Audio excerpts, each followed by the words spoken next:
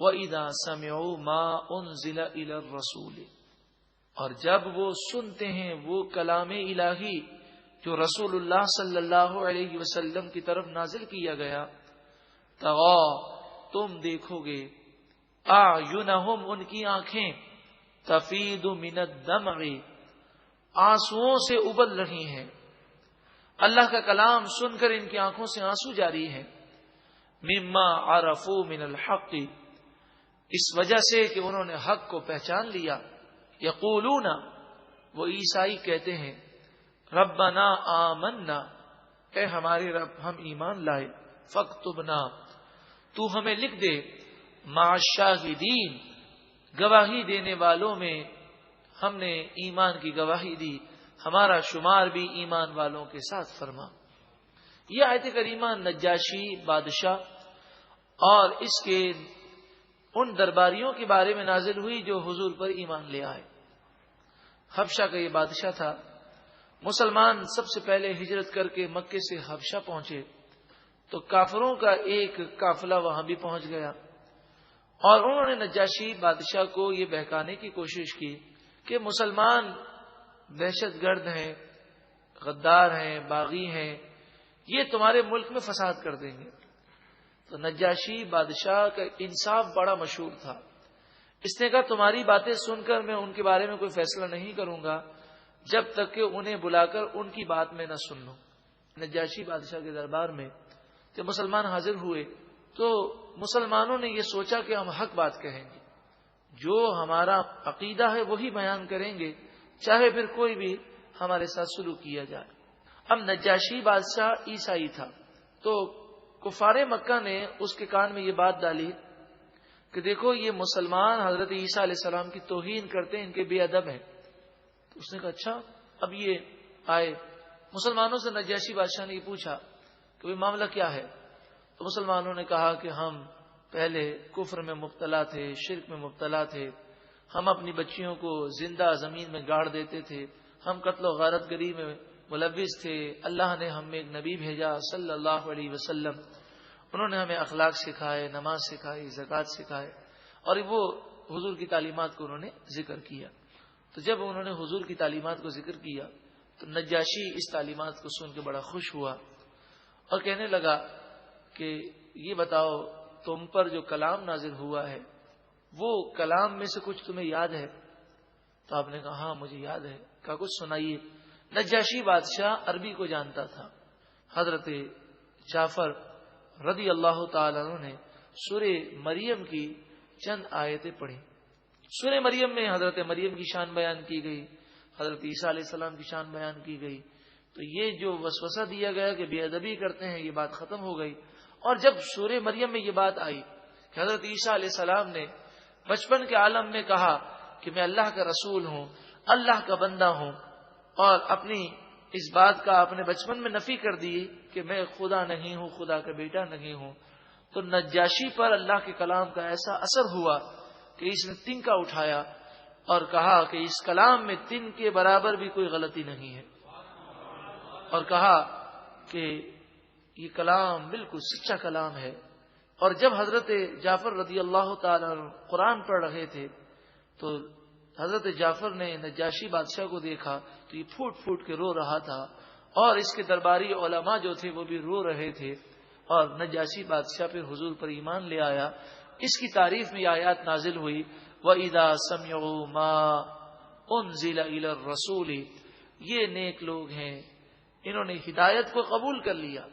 جب انہوں نے رسول اللہ پر نازل شدہ کلام کو سنا، تَغَا أَعْيُنَهُمْ تَفِيضُ مِنَ الدَّمْعِ، ان کی آنکھیں دیکھو کہ آنسوؤں سے تر ہو چکی ہیں، آنسو ابل رہے ہیں، مما عرفوا من الحق، اس وجہ سے کہ انہوں نے حق کو پہچان لیا۔ ذرا سوچیں، اگر عیسائی غور سے سنے تو یہ کلام اسے رلا دیتا ہے، اس کے دل کو نرم کر دیتا ہے۔ ہمارے دل کتنے سخت ہیں کہ ہم کلام الہی سن کر بھی ہمارے دل نرم نہ ہو، ہماری آنکھوں سے آنسو نہ نکلیں۔ اللہ ہم پر ایسا کرم کر دے کہ قرآن سن کر ہمیں قرآن کی محبت میں، اللہ اپنی محبت میں، اپنے رسول کی محبت میں رونے والی آنکھیں عطا فرمائے۔ یقولون، ربنا آمنا، وہ کہتے ہیں پروردگار ہم ایمان لائے، فاکتبنا مع الشاہدین، تو ہمیں گواہی دینے والوں کے ساتھ لکھ دے۔ پھر نجاشی نے ایک عیسائی علماء کا وفد نبی اکرم صلی اللہ علیہ وآلہ وسلم کی خدمت میں بھیجا۔ یہ وہ عیسائی علماء تھے جو ابھی تک ایمان نہیں لائے تھے۔ نجاشی نے یہ خیال کیا کہ یہ وہاں جائیں گے، حضور کا کرم ہو جائے گا اور ان کو ایمان نصیب ہو جائے گا۔ تو یہ جب آئے تو نبی اکرم صلی اللہ علیہ وآلہ وسلم نے سورہ یاسین شریف کی تلاوت فرمائی۔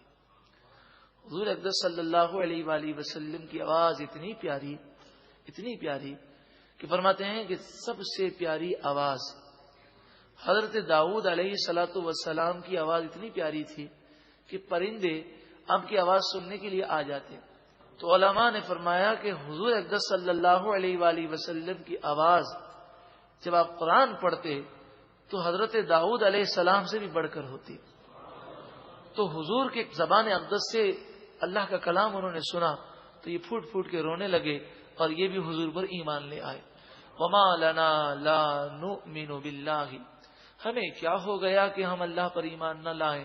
جب انہوں نے اللہ کا کلام سنا تو اس طرح کہا، وما جاءنا من الحق، حالانکہ حق ہمارے پاس آ گیا، وَنَطْمَعُ أَن يُدْخِلَنَا رَبُّنَا، ہم یہ امید رکھتے ہیں کہ ہمارا رب ہمیں داخل فرمائے گا، مع القوم الصالحین، نیک لوگوں کے ساتھ جنت میں داخل فرمائے گا۔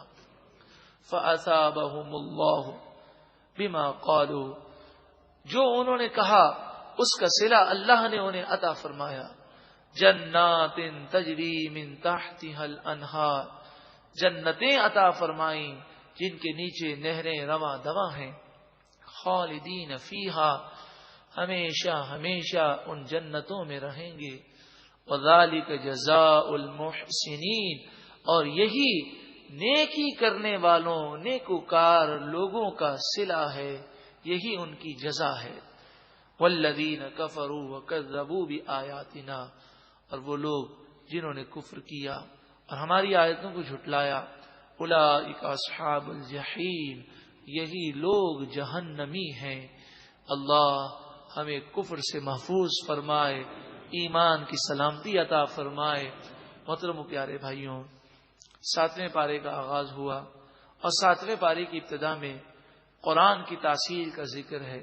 اللہ سے یہ دعا ضرور مانگیں کہ اللہ ہمارے دلوں کو ایسا نرم کر دے کہ قرآن پاک جب ہم سنیں تو کاش ایسا کرم ہو جائے جو حضرت امام اعظم ابو حنیفہ رضی اللہ تعالی عنہ پر کرم تھا کہ آپ قرآن سنتے تو روتے، قرآن سنتے تو آپ کے رونگٹے کھڑے ہو جاتے، اور خصوصاً نماز کے دوران کوئی ایسی آیات سن لیتے جس میں عذاب کا ذکر ہوتا تو پوری رات اللہ کے خوف سے رویا کرتے۔ نماز عشاء کی پڑھنے کے لیے گئے تو امام مسجد نے یہ آیت کریمہ عشاء کی نماز میں پڑھی، سورۃ الزلزال، فَمَن يَعْمَلْ مِثْقَالَ ذَرَّةٍ خَيْرًا يَرَهُ وَمَن يَعْمَلْ مِثْقَالَ ذَرَّةٍ شَرًّا يَرَهُ، جو تم نے نیکی کی ہوگی ذرہ برابر وہ بھی دیکھو گے، اور جو ذرہ برابر برائی کی ہوگی وہ بھی دیکھو گے۔ حضرت امام اعظم پر رقت طاری ہوئی، روتے رہے، نمازیں پڑھتے رہے، روتے رہے، یہاں تک کہ مسجد خالی ہو گئی۔ مؤذن جانے لگا اور مؤذن نے یہ خیال کیا کہ حضرت بیٹھے ہیں، چراغ کو اس نے گل نہ کیا، سوچا خود جائیں گے تو چراغ بند کر لیں گے۔ اس طرح مؤذن کو یہ بات یاد تھی کہ جب میں مسجد سے نکلا تو امام اعظم رو رہے تھے۔ جب صبح وہ فجر کی اذان دینے کے لیے آیا تو دیکھا امام اعظم رو رہے ہیں، اسی مقام پر بیٹھے ہیں اور اپنی داڑھی شریف کو آپ بار بار پکڑ رہے ہیں، اور جیسے کوئی ندامت سے اور حسرت سے ہاتھ پھیرتا ہے۔ وہ امام اعظم جن کی پوری رات اللہ کی عبادت میں گزرتی، سارا دن دین کی خدمت میں گزرتا، لیکن عاجزی، انکساری اور اللہ کا خوف دیکھیں، اور معلوم ہے کیا کہہ رہے ہیں۔ مؤذن کے الفاظ ہیں کہ آپ اس طرح کہہ رہے تھے، اے نعمان بن ثابت، آپ کا نام نعمان بن ثابت تھا، اے نعمان بن ثابت، لوگ تجھے امام سمجھتے ہیں، جب تیرے گناہ کل بروز قیامت ظاہر ہوں گے تو تیرا کیا عالم ہوگا۔ یہ کہتے جاتے اور پھوٹ پھوٹ کے روتے جاتے۔ اس نے اذان دی حضرت امام اعظم کتنے نیک اور کتنے پرہیزگار تھے. اپنی نیکی چھپانے کے لیے آپ نے مؤذن کو بلایا اور کہا دیکھو آج رات کا جو معاملہ ہے کسی کو مت بتانا.